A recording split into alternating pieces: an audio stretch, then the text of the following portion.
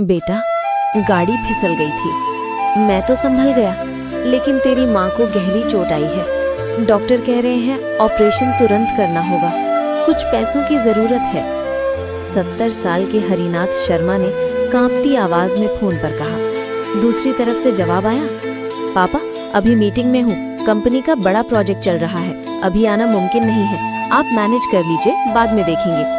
ये उनके बड़े बेटे राघव की आवाज थी, जो मल्टीनेशनल कंपनी में मैनेजर था। हरिनाथ जी ने छोटे बेटे समीर को फोन लगाया। वो शहर का नामी वकील था। उसने कहा, पापा कोर्ट का जरूरी केस है, मैं फंसा हुआ हूँ, पैसे भेज दूंगा, आप चिंता मत करिए। लेकिन पैसे कभी नहीं आए। फोन हाथ में लिए हरिनाथ जी देर तक बैठे रहे। फिर याद आया तीसरा बेटा अमन, वही जिसे वे हमेशा निकम्मा कहते थे। मन में सोचा, जब ये दोनों काबिल बेटे कुछ नहीं कर पाए तो वो क्या करेगा। पुरानी यादें। हरिनाथ शर्मा रेलवे में क्लर्क थे। 3 बेटे 1 बेटी। राघव पढ़ाई में तेज था, समीर कानून का होनहार छात्र। दोनों की शादियां बड़े शहरों में हुई और वे वहीं बस गए। बेटी की शादी भी उन्होंने कर्ज लेकर की। सबसे छोटा बेटा अमन पढ़ाई में औसत था। कॉलेज के बाद उसने नौकरी की कोशिश छोड़ दी। कहता था, पापा मैं आपके साथ रहना चाहता हूँ, माँ बाबूजी की सेवा करूँगा।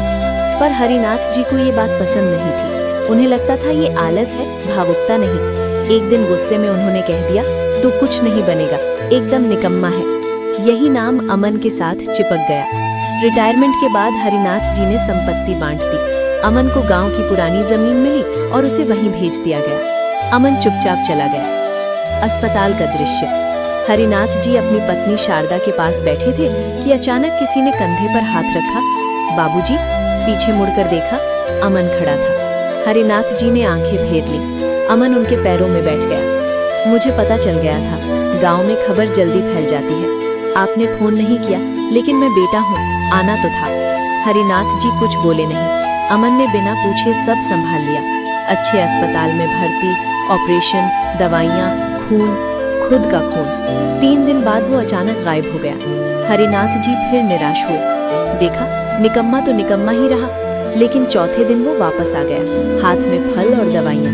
1 महीने में शारदा पूरी तरह ठीक हो गई। डिस्चार्ज के दिन अमन ने कहा, बाबूजी अस्पताल ट्रस्ट का है, कोई खर्च नहीं लगा। फिर वो चुपचाप गांव लौट गया। सच्चाई। कुछ समय बाद हरिनाथ जी का मन किया अमन से मिलने का। गांव पहुंचे तो झोपड़ी पर ताला लटका था।